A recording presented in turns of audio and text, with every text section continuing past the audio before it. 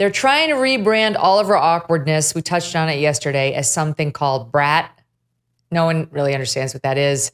Here is the most awkward discussion on CNN where Jamie Gangel tries to explain it. Part of the fun is just watching her do that. Watch. Kamala Harris appears to be leaning into this. The singer Charlie XCX tweeted last night, "Kamala is Brat." And this is in reference to her album. It's called Brat. Kamala has branded her Kamala HQ Twitter page with the same aesthetic. And for those who are not in the know the way I am, that is a cool thing. It has a color. Chartreuse is the color. And Kamala Harris has adopted that for whatever social media page that is. But I have brought some notes because I knew you would want a definition.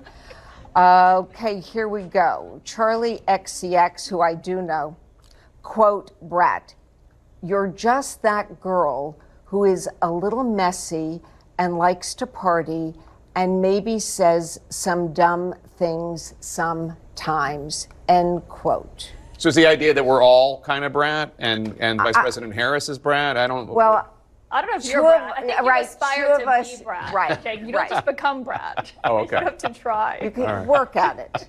I will aspire to be Brat. Michael Knowles, my head hurts. I don't get it. I don't like it. And I don't believe in it. Megyn, I can clear it up for you. Kamala is not Brat, though I understand why some people think that she is. I had not heard the term used in this way until about 5 minutes ago. I also had never heard of Charlie XCX until about 5 minutes ago. No one had, except for the man that I knew I had to call to resolve this mystery, and that is my homosexual former video editor. I said, if anyone's going to know about this, he will. So I called him as I was waiting to come on your show, and I said, you need to tell me everything about Charlie XCX and Brat. And he gave me a beautiful explanation. He's quite a fan of this singer. But he said emphatically that Kamala is not Brat. And here's why. Brat... It seems as though she is vapid and vacuous and just a kind of fun, frilly party girl. But deep inside has a roiling inner life. She is plagued by self-doubt, anxiety, and deep introspection. The reason some people think that Kamala is Brat is that she appears to be vacuous. The reason that she is not Brat is that she is, in fact, vacuous. So I don't think anyone would accuse Kamala Harris of having a roiling inner life or, constantly thinking about her place in the world and what that means in any kind of cosmic order. So she has all of the vapidity of Brat, but none of the redeeming qualities. I guess this is what they have to do because her moments of awkwardness are just, they're everywhere. We've had years of exposure to them. It's like the new gaslighting as they did with Joe Biden's infirmity. Don't believe your lying eyes.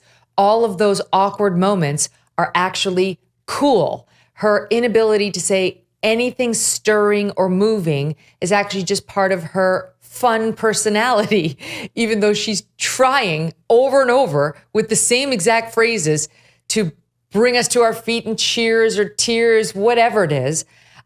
This leads me to my favorite thing that's been in the news over the past few days. I confess I didn't know this woman prior to discovering this the other day, and now I can't get enough of Estee Patey. Forgiveness, please, Estee, because I don't know if that's how I pronounce your name. Is it Palti? Palti. She's amazing. She goes by @MommyRN88 on X. And her imitation of Kamala is spot on, but she's about fabulous. Had it with the repetitive choice of words. Watch. There are many more who are able to see what can be unburdened by what has been.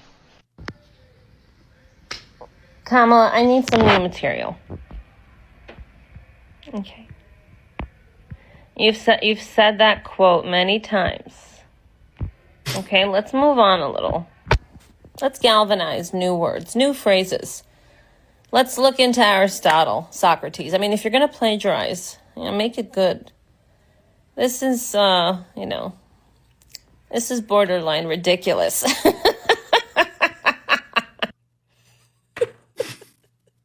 Wow. It's spot on. She's so good. That's an accurate portrayal of the actual Kamala Harris, not Brat.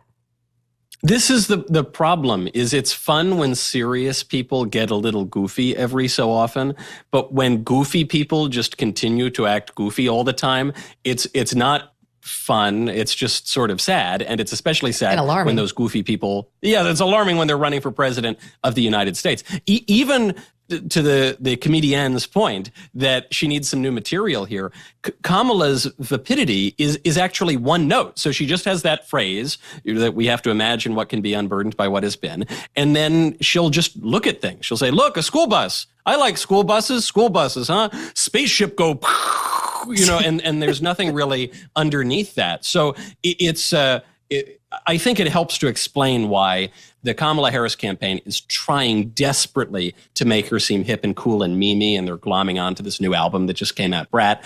But if you want to see the real enthusiasm, look at the Chuck Schumer press conference. When Schumer came out and endorsed Kamala Harris, he said, "We're so excited. We're so excited," and he clapped. Then he this is the second Jeb Bush moment in 2 days of her campaign. Is that okay? Well, you don't have to clap. You don't have to be excited, but I'll clap. Please clap. And then Hakeem Jeffries, the minority leader in the House, he came out and with a straight face managed to say that Kamala has earned this nomination. This is not a coronation from the elites. This was a grassroots movement, which is I don't even. Why? What would the propaganda justification for that be? I don't know. So in many ways, I think that some of the Democrat elites have settled on Kamala because they just think that the election is over and they want to save the more powerful candidates until 2028 when maybe they have a better shot. It's such a lie. And what what we're going to get for the next 3 months is everything is racist and everything is sexist if you criticize Kamala Harris. They're already starting to do it. The temperature on those issues is going to reach fever pitch levels because that's their favorite tool in their toolbox on the left. Already, they're saying it's sexist to talk about the fact that she slept her way into San Francisco politics with Willie Brown. That's not sexist. We'd be saying that if a man did it as well. It just happens she's a woman. In fairness. Yeah. Maybe that's Brat. No, I mean, so that's a sexist attack on her. No, it isn't. That if you wouldn't do it for a man, let's go back and look at all of the attacks on Trump's sexual past and behaviors. They were all there too, not just the alleged sexual harassment and assault that he got accused of, but his sexual background was discussed a lot when he was first running. In any event, there's that. Then there's the race. And what I've noticed in my time as a political journalist is when this gets into the ecosphere, it raises the attacks on everyone. It's not just going to be somebody who takes direct aim at Kamala Harris. It's going to be anybody in right-wing media or just fair media, any American out there who has an opinion of Kamala Harris that's not favorable. It's going to get attributed to her race. Some Americans enjoy using their credit cards because it can be a hassle-free and secure way to pay. But our sponsor, the American Payments Coalition, says that some DC politicians want to change all that with the Durbin-Marshall credit card bill. They say this bill lets corporate megastores pick how your credit card is processed, which allows them to use untested payment networks that could jeopardize your data security and rewards. They say corporate megastores will make more money and you will wind up paying the price. Find out more at guardyourcard.com and consider telling Congress to guard your card while you're there too. Thanks so much for watching. If you like what you just saw, hit the subscribe button for more clips and full episodes.